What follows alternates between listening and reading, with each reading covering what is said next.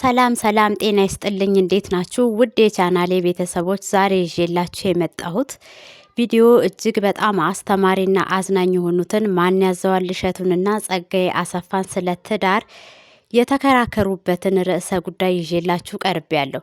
ትዳር ስቃይ ወይስ ሰላም? ሁለቱም በየራሳቸው ገለጻ ጥልቅ የሆነ ሀሳብን ሰጥተውበታል። ውድ ተመልካቾቼ እናንተም ቻናሉን ላይክና ሰብስክራይብ እያደረጋችሁ የራሳችሁን ሀሳብ በኮሜንት መጻፍ ትችላላችሁ። ውሃ አጣጭ ያስፈልጋል፣ ያላገባ ሰው ጎዶሎ ነው። አፍቅሮ ማግባትና አግብቶ ማፍቀር ግን እጅግ በጣም የተለያየ ነው።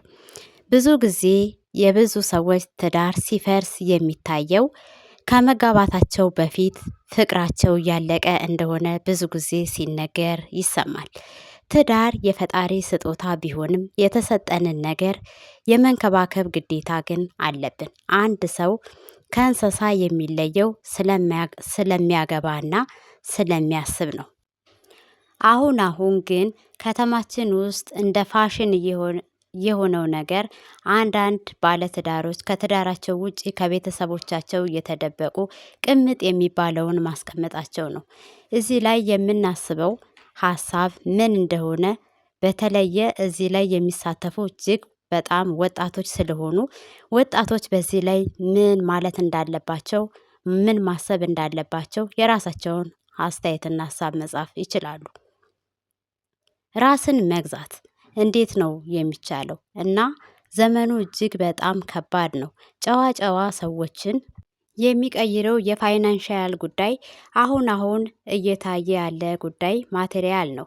ያ ብቻ ግን ሙሉ ሰው ሊያደርግ አይችልም። ዛሬ ዝቅ ብሎ በስርዓት ያገቡ ሰዎች ግን ምንጊዜም ትዳራቸው እጅግ በጣም እንደ ሻማ እያበራ ይኖራል። አንዳንዴ ለጊዜያዊ ደስታ በተሳሳተ መንገድ እንሄዳለን። ያ ግን መልሶ እኛን ሲጎዳን ይታያል እና የሰው ትዳር መበጥበጥ ከጊዜ በኋላ የራስን ህይወት መበጥበጥ እንደሆነ ማሰብ አለብን። ትዳሩን የፈታ ሰው በትዳራችሁ አማካሪ አታድርጉ። ምክንያቱም ያልኖሩትን ነገር እናንተን ማማከር ስለማይችሉ። ስለዚህ ካለማወቅ ማወቅ ይሻላልና በተለያየ ምክንያት ቤታችሁን እንዳይፈርስ መጠበቅ አለባችሁ ማለት ነው። የብዙዎቻችን ቤት እየፈረሰ ያለው በዚህ ሰዓት ውድድር ስላለ ነው። መወዳደር በህይወት ላይ አስፈላጊ አይደለም። ሰው እንደ ቤቱ እንጂ እንደ ጎረቤቱ አያድርም። ጎረቤት እቃ ከገዛ እናንተም ያንን እቃ መግዛት አለብኝ ብላችሁ የሞቀ ቤታችሁን አትበጥብጡ። በአቅማችሁ መኖር እንደሚቻል ሰው በአቅሙ ሲኖር ቤቱን በሰላም መምራት ይችላል ማለት ነው።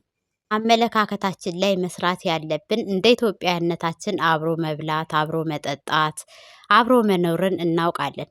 አሁንም ደግሞ ባህላችንን ለማጠናከርና ወደ ቀድሞ አኗኗራችን ለመመለስ ከእናቶቻችን ከአያቶቻችንና ከአባቶቻችን እየተማር የምናውቃትን ምርጧን ኢትዮጵያ መርሳት የለብንም።